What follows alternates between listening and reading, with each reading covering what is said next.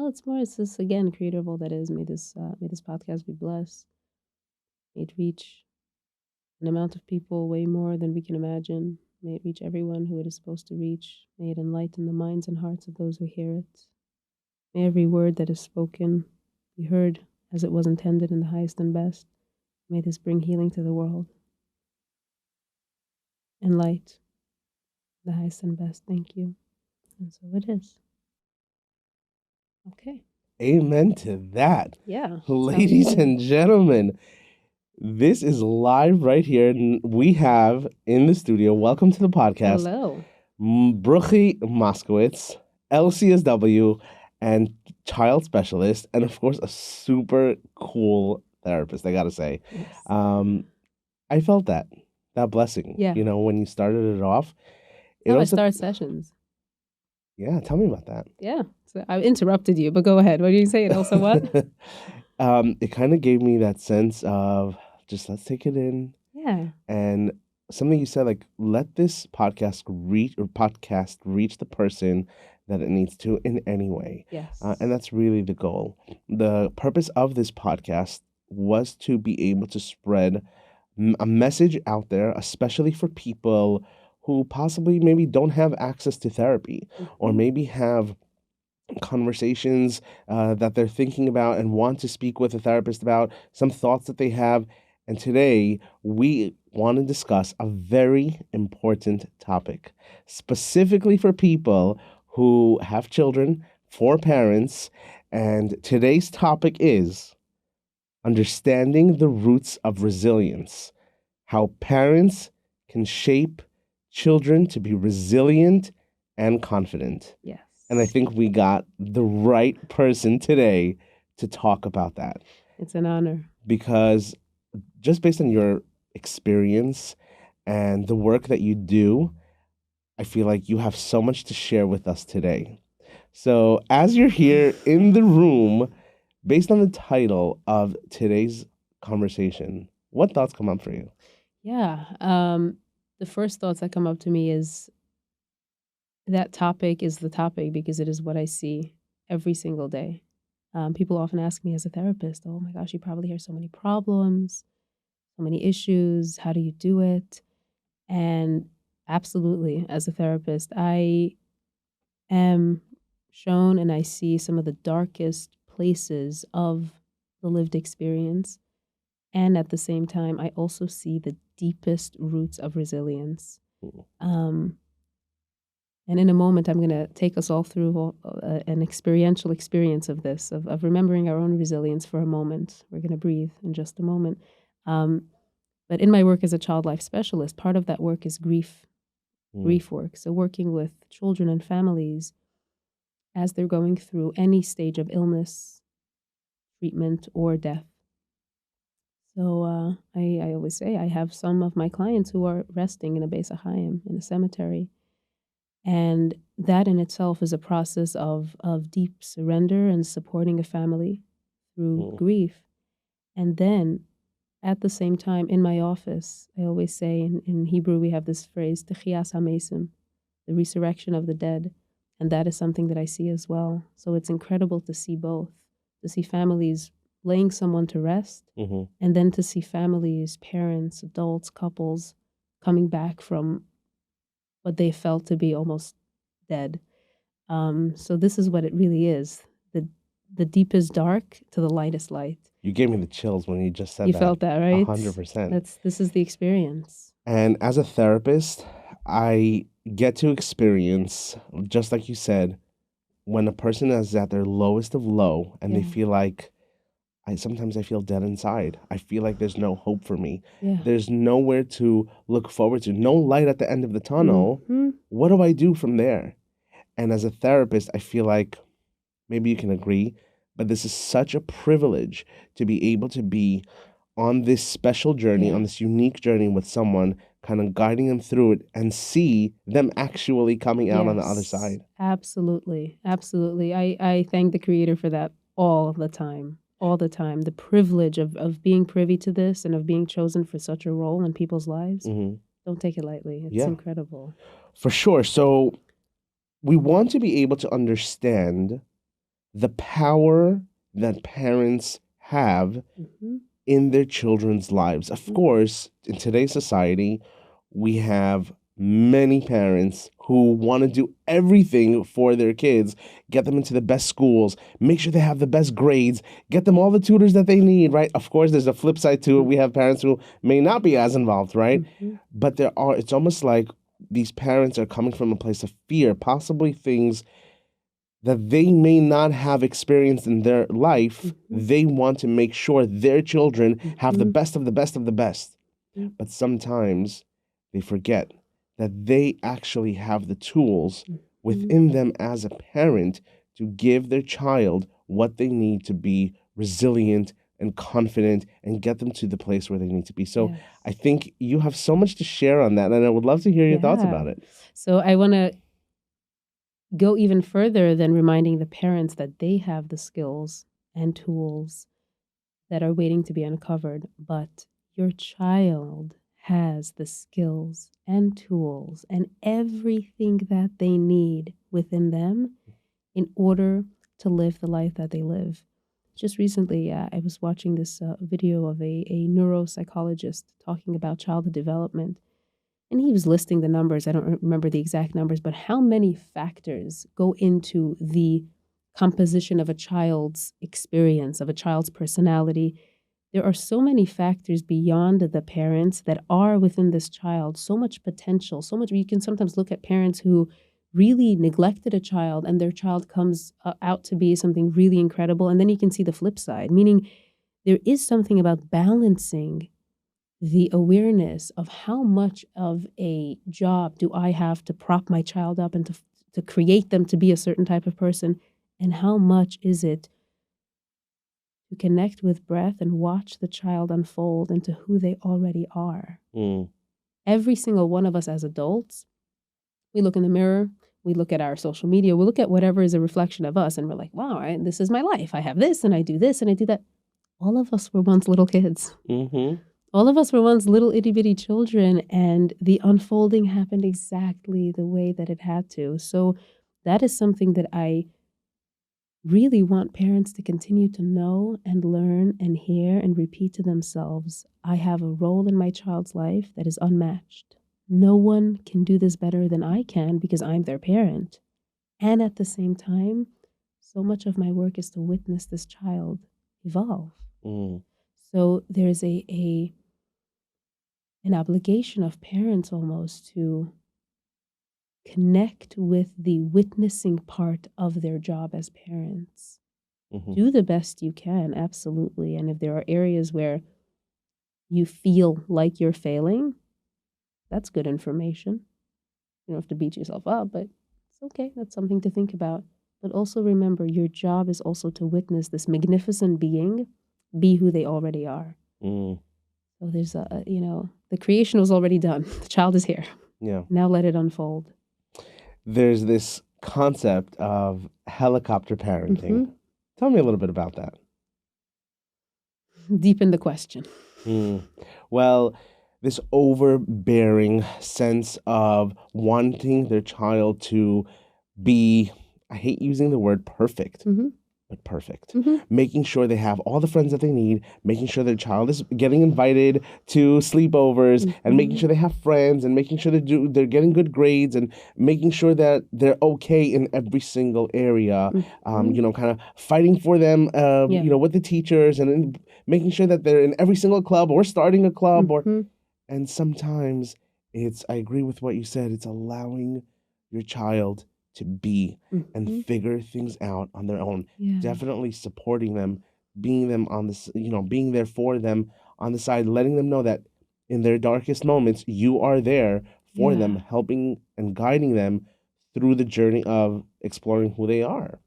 And the root sometimes of helicopter parenting, if I were to pick one, and there are probably more than one, anxiety. Good old-fashioned anxiety.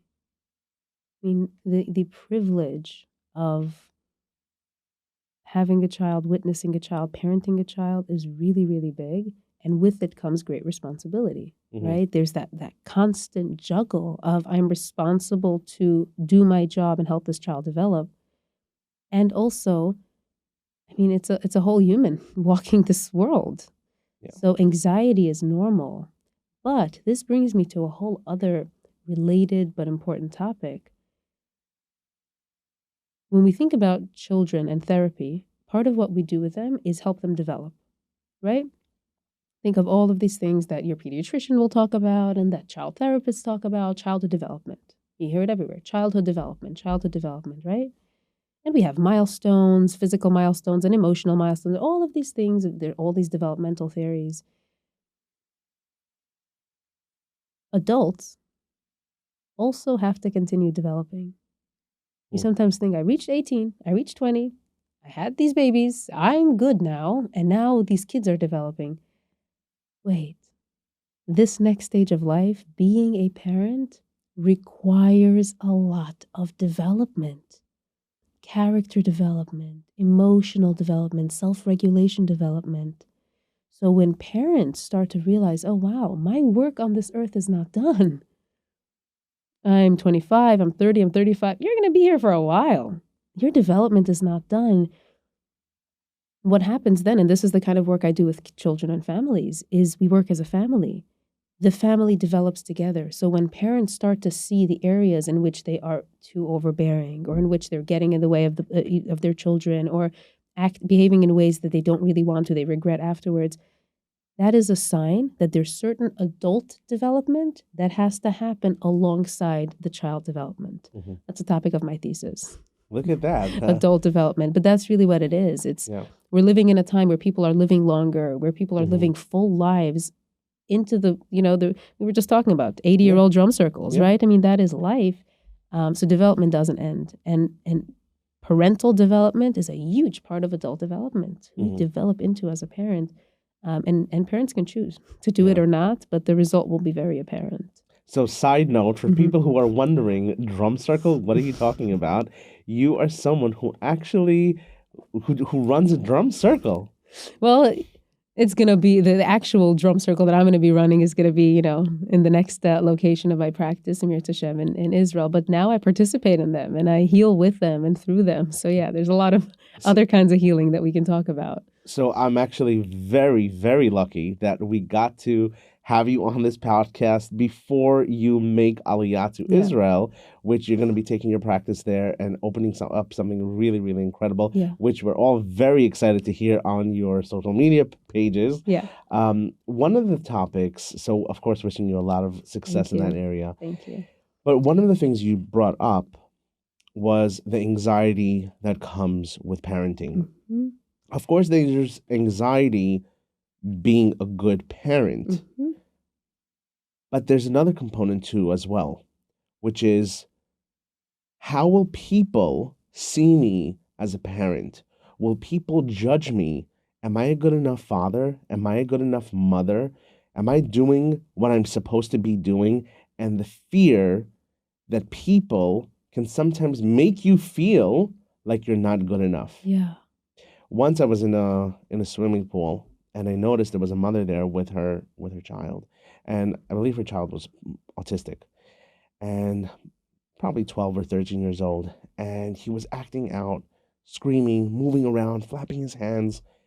And I can see the mother's face just dropped. And as I was, at the end of my swimming, doing all the laps, I come out of the pool, got changed, was about to leave. And I saw this mother waiting in the hallway with her son, waiting for the ride back home. And I noticed the mother's face. She looked so upset, so disappointed. I said, "Hey, are you okay? Is everything? Are you good?"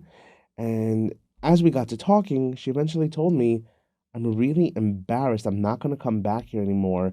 I'm really embarrassed because of how my child was acting." And she said, "He's autistic, so when people see him, they don't right away think that that he has autism. They think that I'm a mom who doesn't know how to control her child, and I'm so embarrassed to go to certain places and have to deal with this. That's why I don't want to bring him to certain places." And oftentimes, when working with parents in therapy, you hear this sense of like embarrassment if they have to Mhm. level with their Mhm. child. You take a Mhm. child to the store and the child has a tantrum. Mhm. That's the way they're expressing themselves at that moment. Is it good? Is it bad? That's not the point. The point Mhm. is allowing yourself to empathize with your child and say, like, hey, I'm here with you. Mhm. What are your thoughts about that? Yeah, and I'm going to deepen that a little bit. It's even more than only the moments where the child is acting out. A lot of parents have embarrassment about just who their child is. Mm, My child is a little bit different. My child is, whether it's, you can name any kind of difference than what the parent envisioned. There's that embarrassment too. And the story that you told encapsulates the point that I'm going to bring out so beautifully. That mother, let's go to the point of view of the mother, right? She's there with her son in the pool and it's embarrassing for her. And then, she's broken inside and the son is, also going through something and they change and they're about to go. And imagine her experience when someone came over to her and said, "Hey, you okay?" In that moment, it was Avi who came over to her and said, "Hey, are you okay?" But in every single situation, in every grocery store, in every school, in every community event, there's always an Avi. mm, There's always a Bruchy. There's always a pick the name that you want to put in. There's always people who get it. mm, There are always people who get it. So if a parent is still in that place where what other people think matters a lot, that's okay. But orient towards the people who think highly of you for being with your child. Orient towards the people who get it. And it's easy to say, well, it shouldn't matter what people think. Okay, well, if you're in a place where it still matters what people think, that's okay. But care about what kind of people you're going to care about. mm. If you're constantly caring about the other parents who are putting you down or the parents in shul who are, giving you snide looks or whatever it is, hey, there's other people. I cannot change other people and how they look at me. And I think of parents who, let's say their children are diverting from their path of religion, for example. Mm-hmm. It's a lot of pain for a parent. And we can empathize with the child. The child is going through their own beautiful journey. And it will take them exactly where they need to go. Your child is not alone in this world, just like Mm-hmm. you were never alone. Yep. Your child is going to end up where they have to. But during the process of the embarrassment, my child is showing up in this way or that way, orient towards the people who ask, how are you doing? Mm-hmm. There's always going to be at least 1, 5, 10, 15, you name it, people who get it. Mm-hmm. So at that point, it becomes a choice. If I care what people think, care about the type of people you care about. Yeah. And the important piece here is also for especially for parents who are dealing with something like that. A listener right now, if Mm-hmm. someone is listening to this podcast and either has a child that's displaying some type of behavior that sometimes makes you feel uncomfortable, especially in front of others, what's a message that you can share with them to give them a piece of hope and getting them through this journey, let's call it? Yes. So if your child or if someone's child was going through something physical, okay, if they fell down, scraped their knee and started crying, or anything larger, physical, you name it, right? In that moment, the parent may have a lot of feelings, but the parent goes into something happened to my child, I need to be there. And even if they fall apart, they come back together. It's part of the makeup of a parent, okay? And I'm talking generally. They're obviously on the bell curve, everything. But if it's something physical, I need to be there for my child. Something happened. In those moments, it takes work. Again, this is adult development.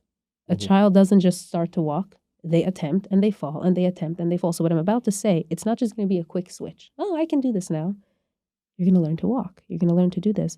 In those moments, if we are able to envision whatever our child is going through as something that's happening to them, rather than this is my child acting out, it makes a world of a difference. Mm-hmm. Because we remember the role. If this is my child and something happened to them that is causing them to act in a certain way that is so opposite our values, that is so opposite what I understand to be normal, in that moment, something's happening to my child. I don't know what. Mm-hmm. My child needs me.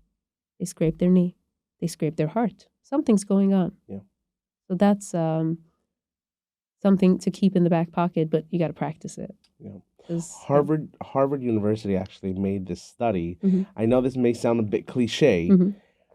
but happy children who became happy adults, Hmm. one of the most common denominators that they found across the board was love. Hmm. Unconditional love Yeah. from parents. It's a crucial aspect of development. It's the oil that allows development to keep going.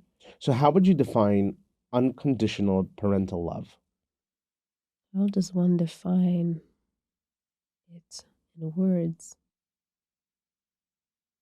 I'll talk around it. I don't know that I can do justice to the definition. It's such a big term, and Mm, it definitely is beyond words. But unconditional parental love is the ability to tap into the source of all that is, the source of everything that exists, the source of light, the source of creation, the source of the trees, the source of the butterflies, the source of all that is, and to acknowledge in my role as a parent, I am the closest thing that exists to the source of all that is. mm, Because the way that that source is feeding me and giving me life on the days that I do well and on the days that I don't do well, on the days that I do my life's purpose and on the days that I don't, on the days that I mess up really bad and on the days that I do really well, I continue to exist, powered by the source of unconditional love of all that is. As a parent, I have the privilege of being the closest thing possible of that to my child. That's probably what it is. mm. Um, Wow, that's pretty deep. yeah. And this is what it is. I mean, unconditional love from parent to child is very, very deep. And it's something that a lot of parents feel guilty if they don't feel it right away. Mhm. You know, there are parents who have a baby and then their baby's a toddler. And I mean, there's postpartum depression, which is in the immediacy or in the few months after where a parent doesn't feel the love to the child. That's one very specific thing, postpartum depression. Make sure to get to a qualified professional, a psychiatrist, a doctor, and get help. There is light at the end of that tunnel too. But even across the board, there are parents who feel very guilty. I don't feel that unconditional love to my child.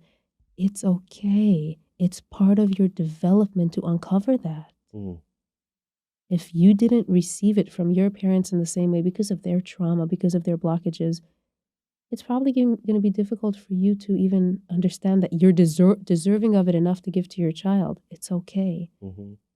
but it is possible. Yeah. And it's the only relationship really that has unconditional love, except a dog to its owner and an owner Mhm. to a dog. And, you know, creator to us is a parent to a child.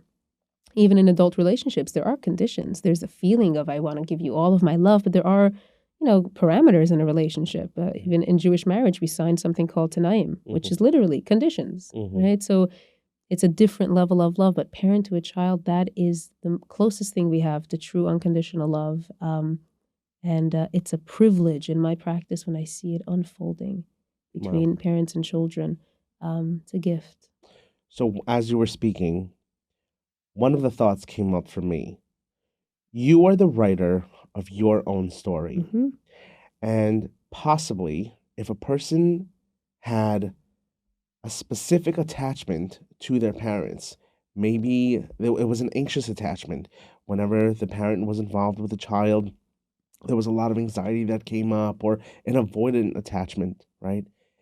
A person can change that. Absolutely. In therapy, it's a space for a person to be able Yeah. to rewire. It's a playground. It's a laboratory. Look at that. Absolutely. Absolutely. These things aren't etched in stone at all. And even if they are, you could carve anything else on the stone.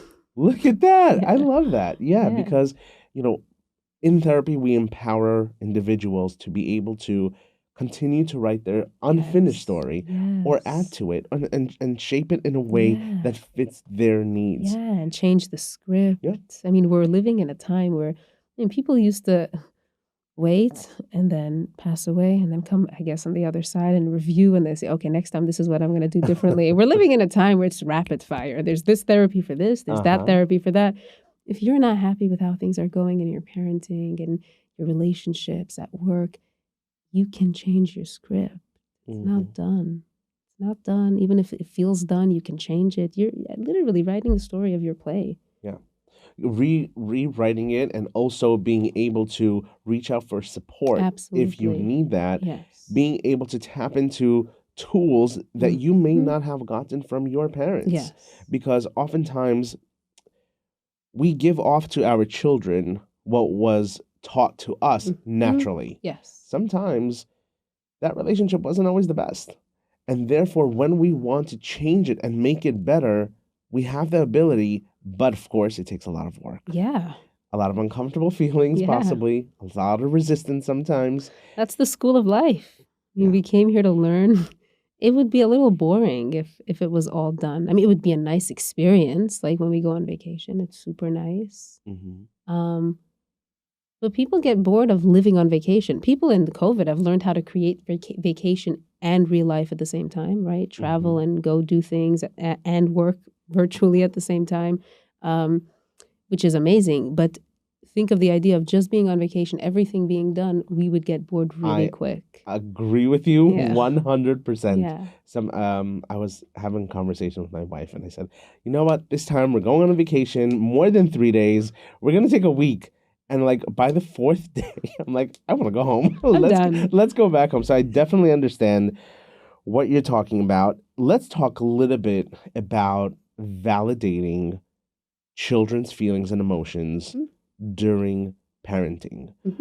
How does a parent validate a child's feelings if possibly they don't agree with what their child is saying?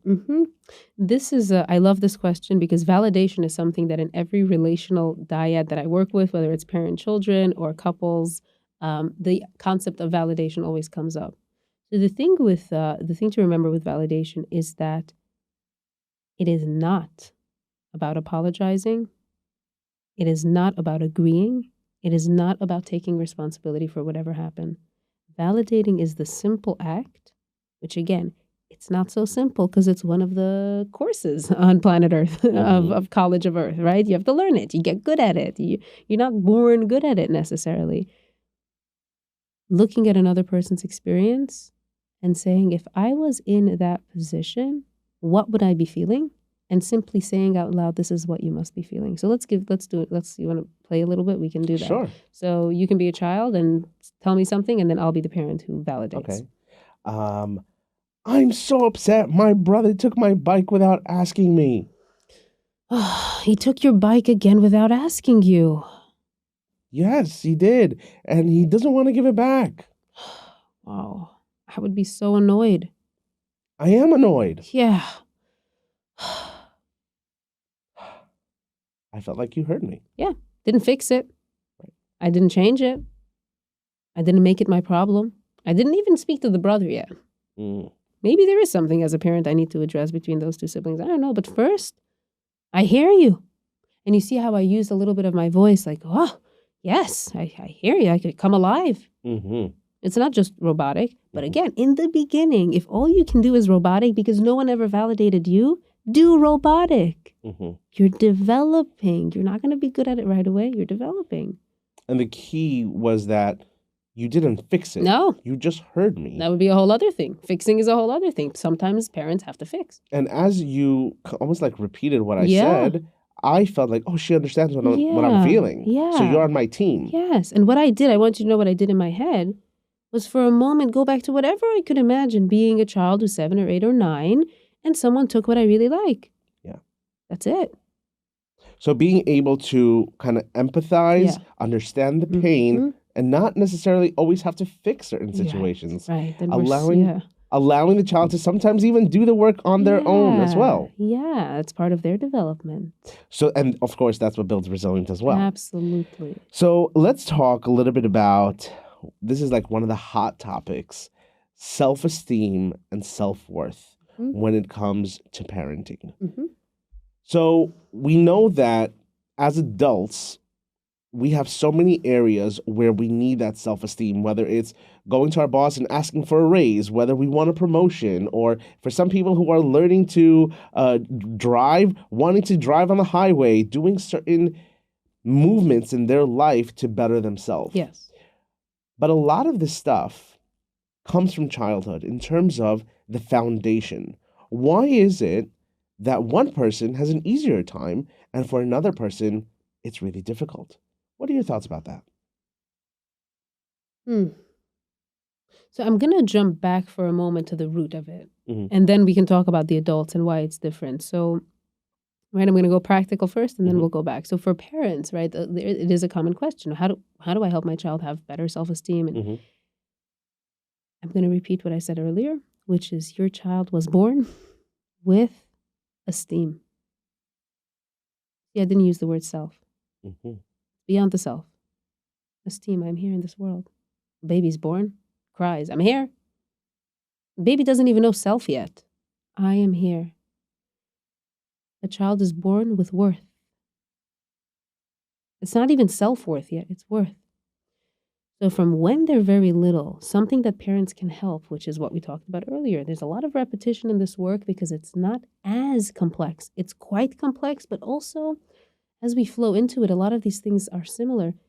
Just like earlier, we were talking about parents orienting in this world towards people who get them, right? People who understand them, people who understand the struggle, people who are validating to them. Our work with helping children develop positive self-esteem and self-worth is to continue being mirrored in this world by people who get them. Mm. And we tell our children it's not about fitting in, it's not about getting whatever grades, it's not about, and these aren't things we even have to tell them. It's an energy that we embody as the Hmm. adults. But when we make it a normal thing in our lives and in our children's lives, that we focus on the people who get us, focus on the teacher that does understand you, focus on that student in class who you feel a resonance with. Hmm. Focus in the world on those people, things, ideas that mirror back to you, I am gotten. Yeah. Because we then help create beyond your child, but we help create a world where things flow where they're supposed to. Yeah. We don't have to shove our child into this box when they flow in that circle. This world is really big, and allowing a child to trust their intuition, go where you feel called. Hmm. Be with the friends, even though the parent might be, oh, those aren't the cool kids in the class. Okay, that's who your child feels resonance with. Hmm. So again, it's a lot of work on the parents' Yeah. part. To surrender and guide. Brene Brown said the difference between fitting in Mm-hmm. and belonging is there's a significant difference. Yes. When a person feels safe and I'm meant to Mm-hmm. be here, Mm-hmm. This is my tribe. These are my there we people. go. That's a feeling Yes. of belonging. And Yes. that's an area, would you say, an area where parents should guide their children to look forward to a place where they feel like they Mm-hmm. belong Yeah. and not necessarily a place where they have to try to fit in. Yeah. And it starts from the top in many ways. So when parents commit to that way of life for themselves, it automatically glides into the children's lives. But in terms of practical, how to guide a child to it, use your words Yeah. as parents. Since the as soon as the child is born, trust is one of the most important pieces of connection. Mm-hmm. And of course, as you know, the mother feeds the baby or the father feeds the baby and changes the baby and nurtures the baby, Mm-hmm. day after day, that's how trust gets developed. Mm-hmm. In parenting, that's a very important piece that sometimes doesn't always continue to follow through or even consistency. For example, something like, we're working on a new plan, and this is sometimes I see in therapy where Mm-hmm. we create this like token economy, right? Like one of the Mm-hmm. goals when we sit with Yeah. parents and say, you're seeing you're having a hard time with your child and not doing certain things that they're supposed to be doing. Okay, one of the skills are let's create a token economy, something that they can do certain behaviors. We create a chart, they get certain tokens, and then at the end they have like a reward, right? I don't use that in my practice, Right, I'm but it's a saying thing. Yes. it's a thing that's Yes. used, right? Yes. Yes. And again, there's different schools of thought, Absolutely. and Yes. everybody has their I thing that had to works, come on, right? but go Yeah, on. no, Yes. for sure. So the child does it. The child is pumped and ready and going, and when it comes time to pay up, it's like, okay, so you said, Mom, Saturday we're going to have some, we're going out for ice Yeah. cream. And then Saturday comes and Mom says, sorry, something happened, we couldn't make it up. We're gonna make it up. Fine. Another week passes, they don't end up going out for ice cream. Mhm. And then when we see the child again in session and we say, so how are things going? And then you hear, well, the child was doing really, really, really well. And we were supposed to go to ice cream. We didn't have a chance. And then the weeks continued to go on and we didn't end up going, but we're going to do it. We're definitely going to do it.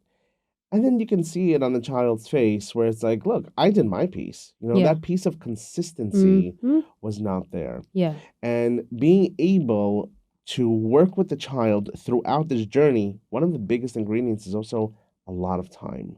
Being able to devote that time. And I know we live in such a busy world, Mhm. but everything comes with a price. If we're not there for the children when they need us most, Yeah. it's tough to be able to kind of deal with what behaviors come up. The Absolutely. emotional availability part of it. What are Yeah. your thoughts? I know you said you don't do that in your practice. I want But to I want to hear more about that. yeah. So I mean, the chart piece, we can talk a lot about why I do or don't. But the topic itself of the token economy and not paying up, right? The idea of trust, Yeah. of parents telling children, even something so simple as 2 minutes, and then 5, 8, 12 minutes goes by. Children process that. Mm-hmm. This doesn't mean you have to do everything your child asks you. It doesn't mean you always have to be available to your child. But if you say it, be impeccable with your word. And that's something, I'm not saying it from a high horse or a rooftop, because in my own life, even with basic things, promises I make to myself, I have to be really mindful. Like, did I make that promise and really mean it? Or was it just to feel good in the moment?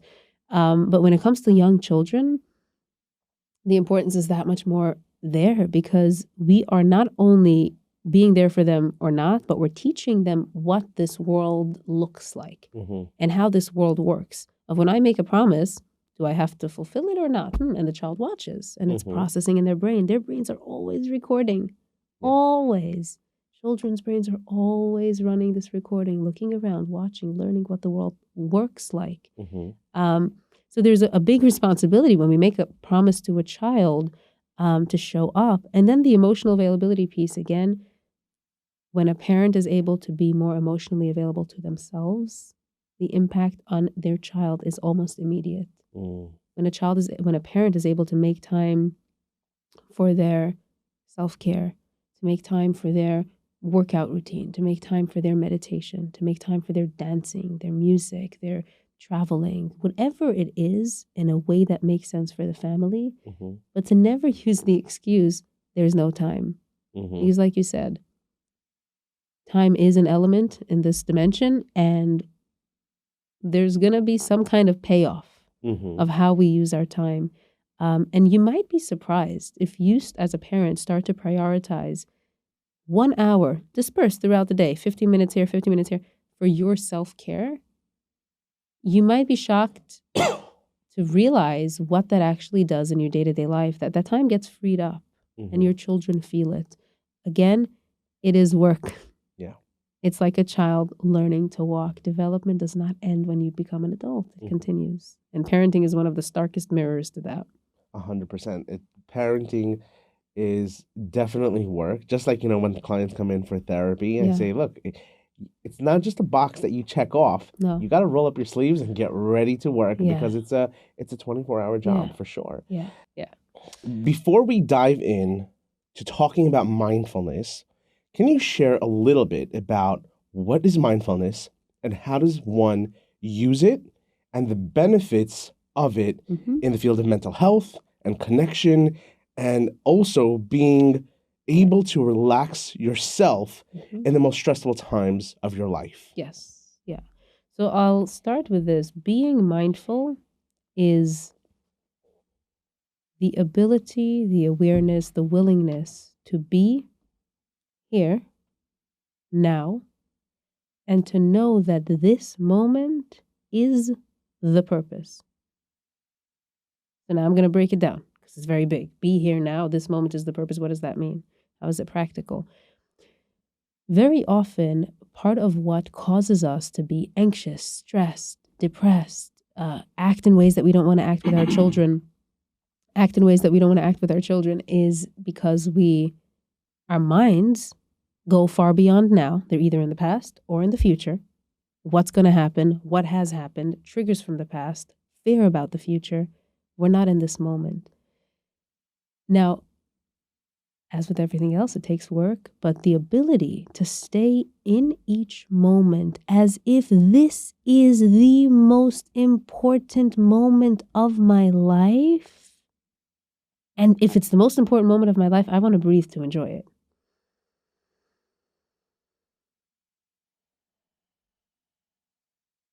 That was super cool. That was just the most important moment of my life. Now is another one, because the moment is always the moment. That's the cool thing with mindfulness. It never ends. As long as you're alive, this is the moment. But when we have that awareness, this moment is right now the most important moment of my life, a few things happen. First of all, we relax. There's no before, there's no after. Right now, there's only now. The second piece that happens, it allows us to breathe, because you're going to want to breathe to enjoy the moment. And breath. Contrary to what we often think, breath is not to calm you down. Breath is to deepen the experience of what is. If you're angry and you breathe, you might feel more angry. That's okay. Anger is we only get to experience it here on earth. And it's very cool. If you're not hurting other people or hurting yourself, experience it, feel it, breathe into it. This is the moment. If this is a moment you're feeling angry, feel it. Because in a second, it's going to be gone. So you may as well feel it. You still have morals and values. You can't hurt other people. Feel it. And the third obligation that comes with mindfulness, the third piece, which is an obligation, is it kind of forces you to take responsibility of your life.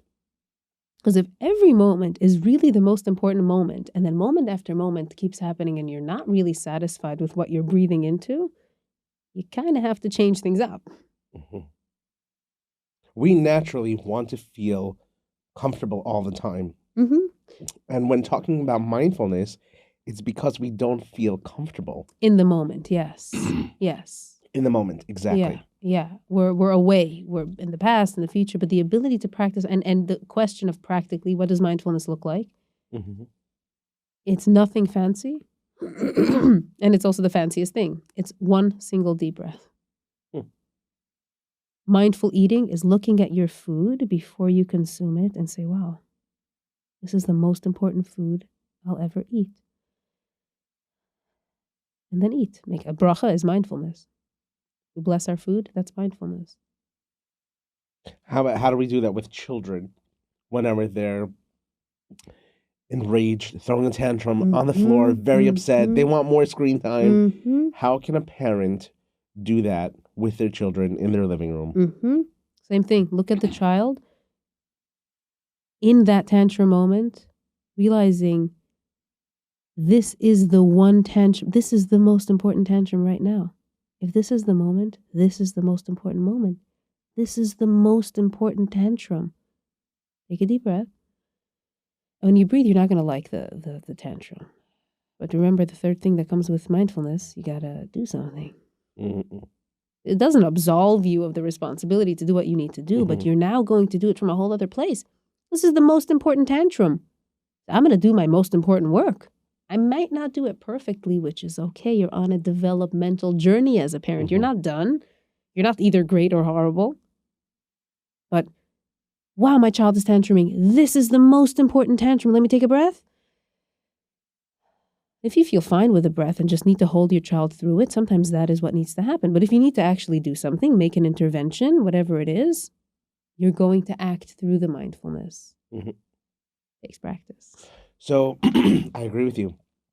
Practicing is key for all of this because these are not concepts that one learns in school. No. This is the school of life, the school of parenting. Yeah. Every single day is another experience, and that's what kind of builds parents up. Absolutely. Being the best versions of themselves. Yeah. And I'm a big advocate for parenting classes for this reason.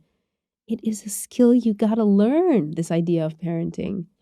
For those who are thinking of taking a parenting class, but feel I'm embarrassed, I'm a good enough parent, why should I take a parenting class? There's nothing wrong with me. What are your thoughts about that? The embarrassed piece, feel embarrassed. It's okay, it's a feeling.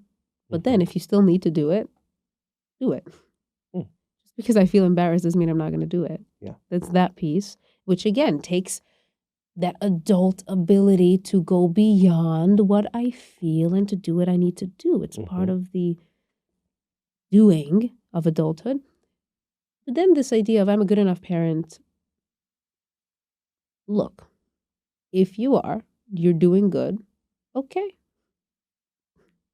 I'm going to push you. But if you're sitting in therapy with me or for parenting or for anything else, and I notice that some of the stuff that's going on is simply skills that you haven't learned yet, there are two options. You could learn by doing, make some mistakes, learn by doing if you're truly committed, or you could learn by someone telling you, look, these are all the mistakes people have made. This is what I'm going to teach you. So it really is, I mean, there isn't the convincing piece as much as there is, if you know you need it, do it. If you're embarrassed, do it. If you're not sure you need it, wait until you know. Look at that. Yeah. Drop the mic. Boom. Yes, I mean, we'll take care of it, but yeah.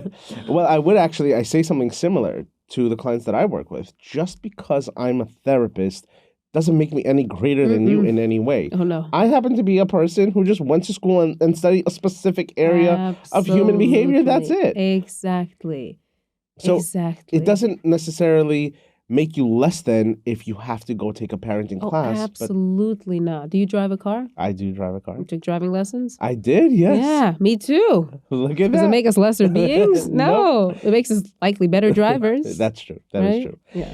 So regarding a big topic that's going around now, and we hear it more and more every single day, boundaries, boundaries, boundaries.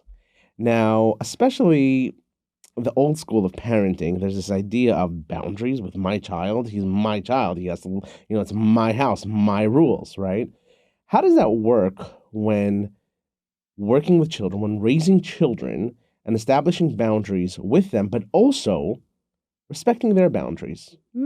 What does that look like from a parenting standpoint? So first, to acknowledge, it's a trial and error process.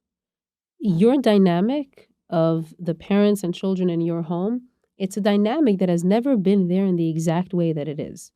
This mother, this father, this sister, this brother, this other sister. So there's something about acknowledging that just like in a classroom with lots of kids, just like in a working environment where things have to be figured out, a family is a social unit with all these different types of beings, all the different types. So first, an acknowledgement, it's a trial and error process. Okay, so it doesn't have to happen perfectly right away. But the goal of boundaries when it comes to parenting is raising children in such a way that they know the difference between themselves and another person, that they know the difference between their own feelings and another person's feelings, that they know the difference between their responsibilities and another person's responsibilities. They know the difference between where do I end and where does another person begin. That is the goal. So the way it looks like is going to be all these different types of ways. There isn't one right way to do boundaries, but keep the goal in mind. Yeah. Keep the goal in mind of I want to raise a child who is able to discern and differentiate who am I, who's another person. What do I have the ability to say yes and no to, and what do I not have the ability to say yes and no to because it has nothing to do with me. So one of the things that you talked about is the goals that need to be done, let's say. So, for example, if a parent tells a child, you need to clean your room, right? Depending on the age, that might mean something very different to a child than to a parent, right? And they see it very differently. That's why, especially when communicating with children, it's being very clear with your expectations. So, for example, saying something like, go clean your room for the parent may look like the entire area is done, the bed is done, everything's swept, everything's clean. But for the child, it's too overwhelming. So being very specific with what is required from them. And then talking about boundaries, even communication, what's allowed, what's not allowed, but also allowing the communication, the channel of communication to be created in such a way, allowing the parent to level with the child and not place themselves in a space of saying, because I'm your parent, I'm not going to level with you. Well, what happens then when a parent says, because I'm your parent, it's a forfeiting of a massive learning opportunity. We're not teaching a child as much when we say, because I said so, or because I'm your parent, than if we actually tell them why we said so. And if we don't know why we said so, either don't say it or think about why you are. Children are humans. And the idea of, let's say, go clean your room or do this, there is such value in a parent saying to a child, let's do it together. Let's clean the room together. Let's bake this thing together. Let's set the table together. Let's clean the table together. Our children are not servants that we've created. Now, we have to teach them how to do things in the day-to-day. You know, we are living in this world, and there are things that children need to know how to do, but there's such value. The communication, the play, the learning, the conversation, how much you can learn about your child when you do an activity together with them. And if it's set up that way, that we do these things together, there's going to come a time where your child can automatically do it themselves. It reminds me of a story where a couple got married, and the husband, you know, the first day as husband and wife, he tells his wife, I'm really hungry. Make me some eggs. Boil me some eggs. So she takes a massive pot, fills it up with water, puts in 2 eggs, and starts boiling it. And the husband comes inside the kitchen, and he looks at his wife, and he says, what are you doing? He says, I'm making you breakfast. With a huge pot of water? And she says, yeah, that's how you boil eggs. He says, what are you talking about? This is not how you do it. She says, yeah, you even ask my mom. So they go to her mom's house, and she says, Mom, how do you boil eggs? She says, well, I take a huge pot of water, fill it up with water, fill it up, and put in the eggs, and that's how you boil it. And he says, what are you talking? That's not how you do it. She says, yeah, well, my mom always did that. And they go to Grandma, and they say, Grandma, how do you boil a pot of eggs? And she says, well, we take a pot, we put some water, and we boil the eggs. And the mom says, wait, you don't have to take a huge pot. She says, not necessarily. She says, but why did you always do that? Well, she said, we were poor. We only had one pot, and that's the pot we used. Yeah. So you see, as you were talking in the beginning, that children grasp on everything. Yes. And sometimes because they lived a certain way for so many years, they don't ask questions. Right. Because in their mind, it's my mom did it and my grandma did it, so this is how it has to be. Yes. But now there's so much, I always say this, we're living, even with everything going on around us in the world, we are living in the best time ever. Absolutely. There are so many resources for us to be able to learn and grow and challenge ourselves and be the best versions of ourselves because of everything that's out there. Yeah. So when people have challenges or struggles or want to figure out how do I navigate this complex life sometimes, is being able to reach out to for some support and saying like, hey, maybe you know of a better way. Yeah. So as we continue to move forward, let's talk a little bit about teaching mindfulness to our children, encouraging creativity, allowing a child to express themselves and be their true, authentic self. A lot of the times there's this, unfortunately, idea that parents compare their children to other children, other kids in the class, other kids in the neighborhood. Why are you not like this kid? You see how this kid is part of the team? You see how this kid is, with other friends? I want you to be more like that. You see he got 100. Why didn't you get 100? And you see that, that girl plays a musical instrument? I also want you to play the musical instrument or be the head of the choir or the school play.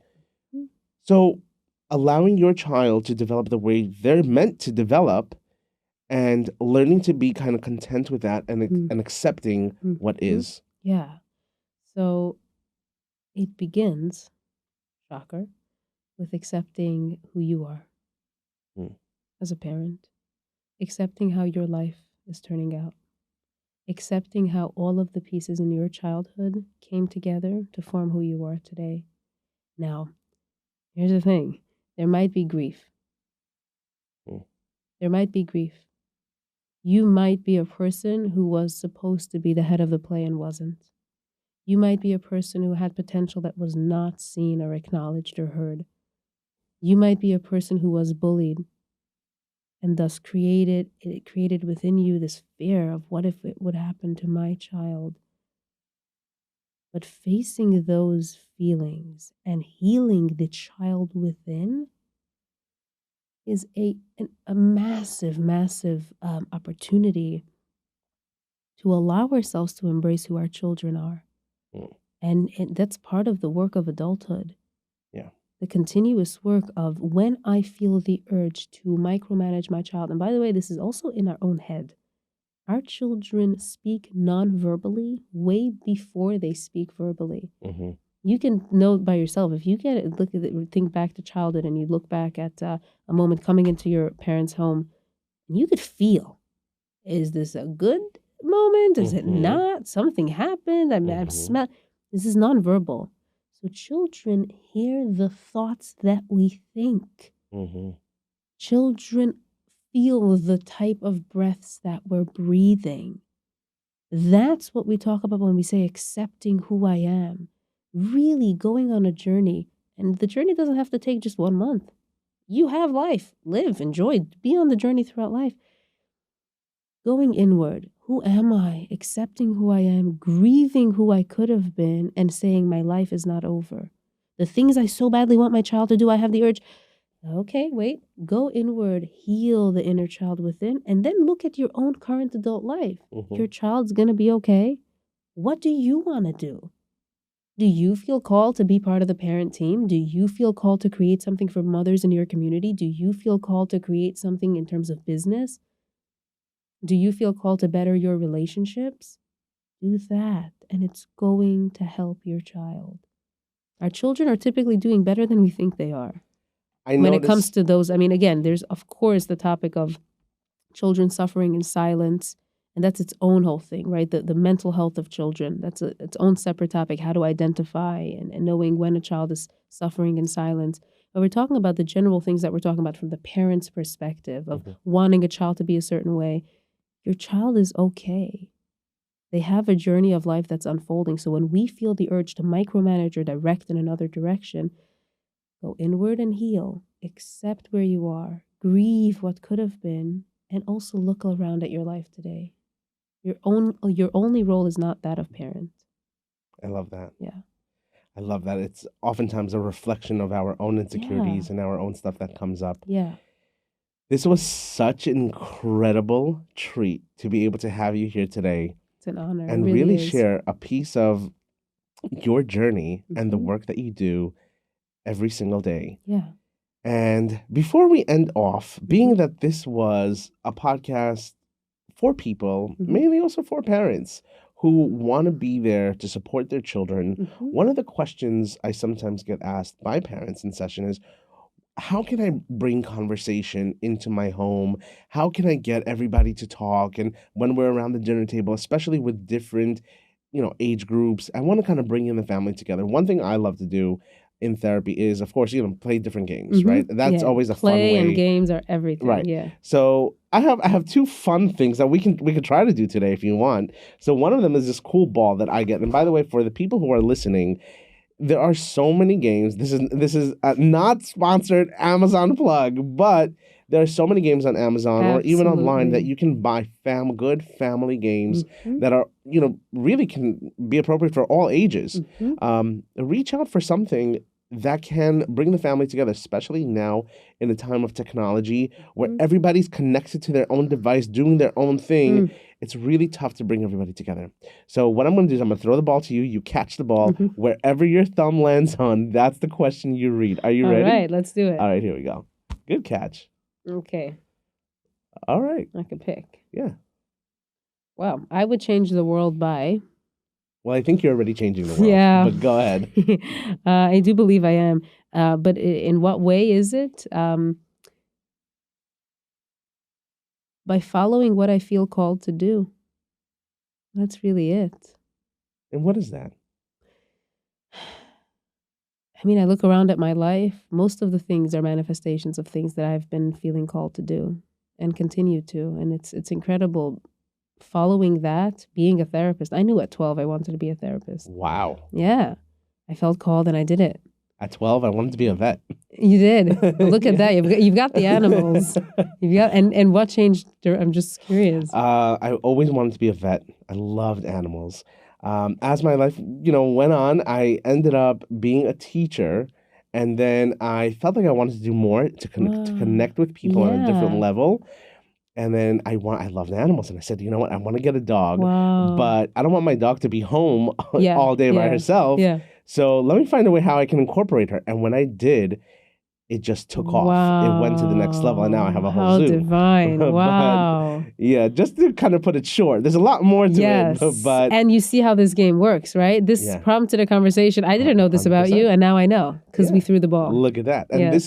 this is the goal of, when children, parents want to talk to one another, we're talking about a completely different topic, nothing related to Yeah. this podcast. Yes. And this is what something so simple, a simple question, Yeah. can bring on such powerful conversation. Yes. Look at Absolutely. that. Ready? All right, ready? Here we Go. go.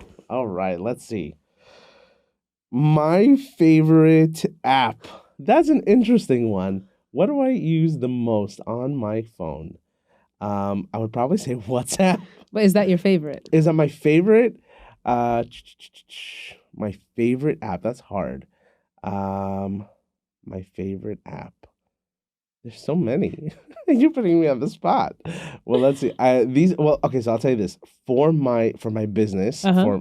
for as part of my Mhm. practice, Yeah. I definitely do social media. So that's Mhm. something that I do all the time. Yeah. And you're Um, good at it too. oh, thank you so Yeah. much. But it's a lot of fun. It's creative. But I would probably say as a hobby, Mhm. probably Canva. I love Mm. Canva. Yeah. You can do so many fun and exciting things. Yes. But if I'm like watching videos, I'll be honest, sometimes TikTok is a bit Really? addictive. So maybe some videos. Yeah, I Some love that. So videos. yeah, hey, self-disclosure, I'm being honest. Yes. Yeah, I mean, listen, I do post on TikTok. You do? So Oh, yeah, okay. so I do have platforms on different spaces to Got reach it. different people. Yes. So Oh, that's incredible. and It's then a let's be real. honest, Netflix is fun sometimes too. Yeah, this is true. Yes. All right, now the second game. Here we go. You ready? This is a fun game for people who are watching. This is called the Ungame. All right, and also same thing. They have this specific one is a family version. So you can play this with families. They have one for seniors. They have one for couples. For kids. They have one for teens. All different ages. Okay, and also there's two different sections. Section 1, Section 2. Section 1 is more like on the base level. Section 2 is more like if you want to go a little bit deeper. Mhm. Right. So here we go. You ready? Yeah. You go first. All right. Here we go. Talk about how you feel about traveling. Traveling. I love that prompt. All right. How I feel about traveling. Giddy, excited, full, grateful, expansive. Okay. And I'll share something related to therapy about traveling. And I share this a lot with the people I work with. So since COVID, especially, I've traveled a lot. Once the world opened a little bit more and my practice was mostly virtual, it gave me the opportunity to really do both things that I really liked to do a lot, which is travel and also do this incredible work. And as I've been traveling, I've been to places and I go to places that are beyond incredible in terms of seeing certain sites and seeing places that have been there for thousands of years, seeing nature, seeing vistas, seeing these things. And what continues to come up is the sense of awe. Mm.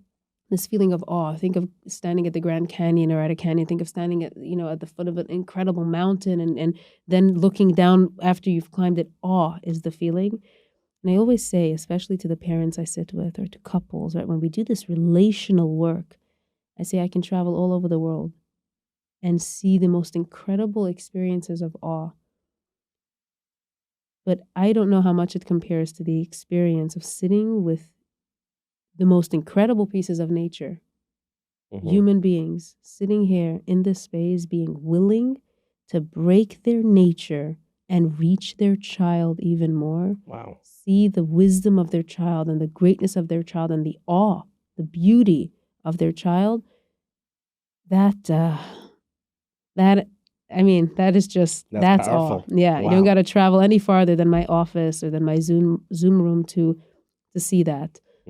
So I guess I might say that travel and the awe that comes with it has many definitions. That's But 100%. yes. That's amazing. Here, I'll try one. Ready? Yes. Here you go. Alrighty. All right. Complete the statement. My greatest goal in life is... My greatest goal in life? No pressure or Let's see. I anything. know, right? Well, I'll tell you one of my goals. Therapy related. Okay. I would love, and I'm putting this out there. So let's put this out there in the universe, okay? Yeah, breathe into it with ease. Welcome it. But I'll be honest, I'm a little bit scared. That's okay. I'm That might mean that it's a really good one. It is. Apprehension is... I heard a quote.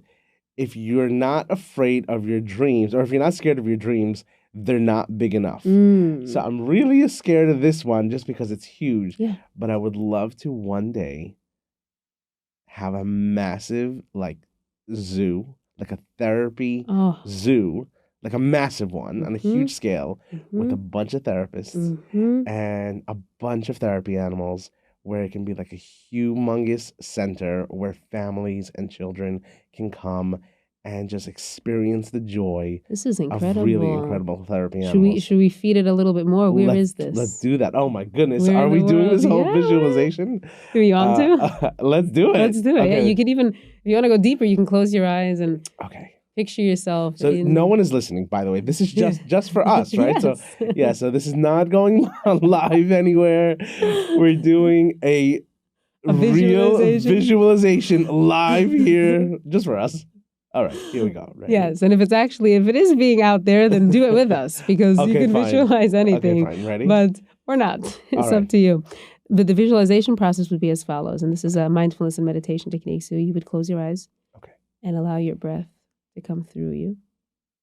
Allow your body to still do its thing, which is normal. You have a body, so bodies will body, but you know your breath. And picture yourself surrounded by glistening light particles. They look like millions of teeny tiny diamonds. And as you breathe, you find yourself dissolving almost into this beautiful, magnificent state of light. And you realize that this is really a powerful place. And in the very close distance, it's not really that far, you can see it very clearly, you see this thing materializing, this thing you really have been envisioning. This could be anything. And here you might already know what it is. We're going to work with yours. See it start to materialize. And there is no space limitation, so this could be very, very, very big. Okay, so we're going to go with this beautiful visualization of the therapy zoo. Let it become expansive. And this is really cool. It's like a video game being set up. It's getting set up as you look at it. You think it and it gets created. So start letting it happen. And it's all made up of this beautiful light particles. Like, it's very cool. It's made up of the light particles. It's surrounded by the light particles. So as it's happening, perhaps speak it. Tell me what you're seeing. Your eyes closed. Let it happen. Here we go. I'm noticing this massive land, beautiful land, surrounded by trees. Yes. There's a really nice, relaxing waterfall with a beautiful koi pond where, children can run around and, in a safe space, play with the, watch the animal, watch the fish. And anywhere you glance, make a left or a right, you see the most incredible creatures. And therapists can help and guide these families, these children from animal to animal. Wow, I feel like I'm tearing up. Yeah, no, you're feeling it. It's happening. Keep going. And it's definitely the most incredible. I feel like I'm choking up. Yeah, enjoy it. It's the most incredible feeling of me standing there and feeling like, I can't believe I did this. Keep breathing. Tell me the sounds you hear. Honestly, you might think I'm crazy, but I see like this massive elephant and these incredible huge creatures that people are able to take care of. Yes. And just enjoy the beauty of nature and feel at peace. Really just be in touch with the universe. The center one sanctuary. Yeah. Wow, that was so. I'm tearing up. Yeah. I'm tearing up. It's very real what just happened. Wow, how much did I owe you? You're really good. This is incredible. And if you want to go for just one moment, Okay. visualize that again in the light particles and allow it to simply descend onto planet Earth. You know what planet Earth looks like from a distance, right? You could really pick any For place. me, that's 5 towns. Good. So bring it, really zoom out. Okay. It could be in the 5 towns, but we're talking really big space. Well, that's the thing. It's still a part of society. That's the catch. So as I was thinking of it, I'm like, okay, so this is probably gonna be by like Cedarhurst area. Upstate New York. So that's the thing, I want to kind of allow people to have access to it.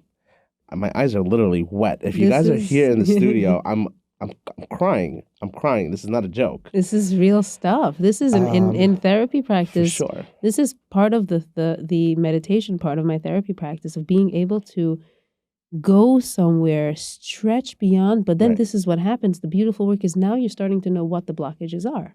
Right. Okay, I have blockages in terms of location. I have blockages in terms of accessibility. Okay, good. Then you just have to work on them. For sure. But how beautiful it was to experience that sanctuary for a moment. Yeah. Even for me, even though it's like still in my mind, Yeah. to allow myself to go there. Yeah. When we talk about like creating a safe space, you know what? Absolutely. You gave me a new safe space today. Yeah. That was so empowering. Now I see why. I think you should be a therapist. You think so? Okay. Any last words for our viewers, for anybody watching or listening? What are your thoughts? So it's going to be less words and more breathing. So what I'm going to do towards now to close this, or to close my part of this, is to lead us through a 3-minute breathing meditation. And this is something people hear about meditation all the time. I don't know. I can't meditate. It's boring. I don't know how to do it. Give it a shot. 3 minutes. You need to reward yourself with an episode of Netflix afterwards. But this is to kind of consolidate everything that we talked about now. And we'll begin by taking a couple of deep breaths. You can have your eyes open or closed. And as you sink into your breath, remember you have a physical body who is still going to do its thing. Your mind may still have thoughts. Your heart will still be beating. Your digestive system will still be working. All of it is as it is. The only difference is that you are in your breath. In and out. That is a sanctuary that is always available to us, the channel of air in the belly and the exhale that feeds the trees. Every exhale, we help the world. With every inhale, we help ourselves.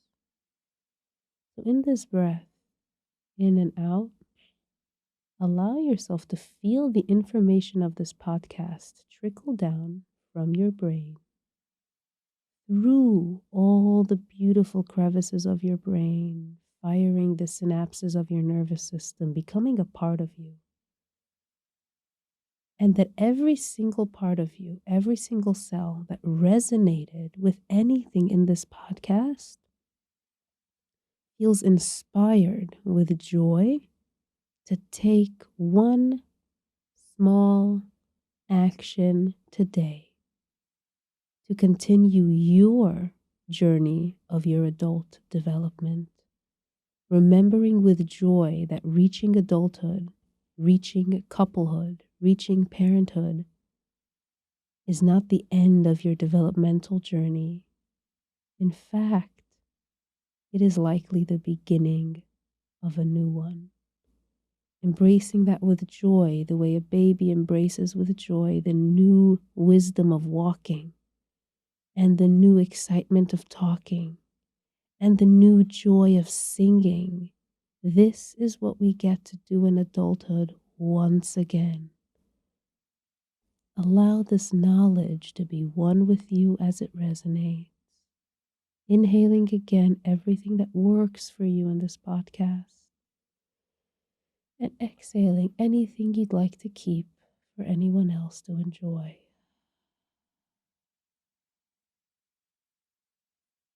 There it is. You meditated.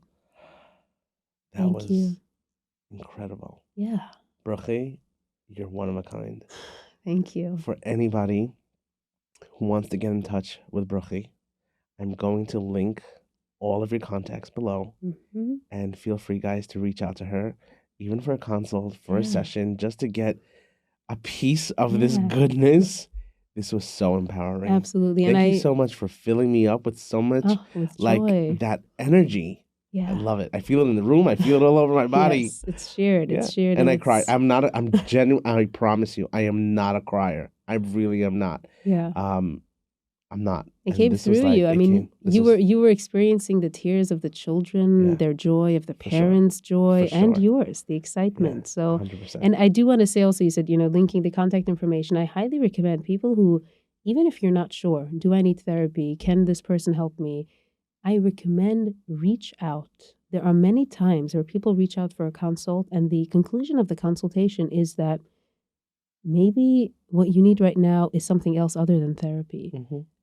It could be certain things that I might recommend to do on a daily basis, or connecting with a group that's therapeutic. But the ability to say, okay, I'm going to reach out. It may not end up that you need deep, in-depth therapy, but I deserve the willingness. I deserve the ability to reach out and hear if there's someone who can help me in some way, shape, or form. Ultimately, you want to be guided to know how you can help yourself. That's amazing. And if I'm, if I or you or whoever is the right shaliach, the right messenger to do that, then so be it. But otherwise, the reaching out propels something. So, highly recommend that. And thank you for the opportunity to be here and to share and to share. This has been an honor for me. Thank you. Thank you so much for coming. And of course, safe travels. Thank you. Thank you.